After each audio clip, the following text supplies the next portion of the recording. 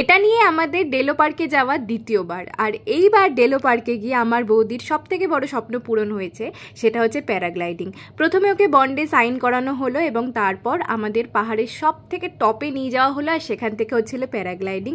পুরো ডিটেলস আমি বড় ভিডিওতে শেয়ার করেছি, তোমরা চাইলেই দেখে নিতে পারো।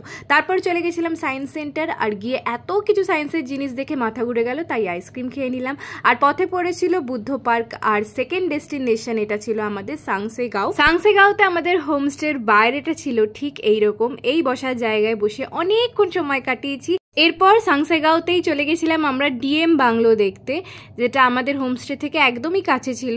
আর পরের দিন আমরা বেরিয়ে পড়েছিলাম বাকি স্পটগুলো দেখতে।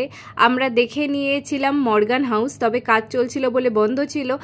ঠিক ওর পাশেই ছিল আর্মিদের গল্ফ গার্ডেন। এরপর রাস্তায় মোমো আর চা খেয়ে নিয়ে আমরা চলে গেছিলাম ডাবলিং ভিউ পয়েন্ট দেখতে। এরপর আমরা দেখে নিয়েছিলাম ব্রিটিশ আমলের হ্যাঙ্গিং ব্রিজ, যেখানে যেতে অনেকটা জঙ্গল পেরিয়ে জোকের কামড় খেতে খেতে আমাদের পৌঁছাতে হয়েছিল।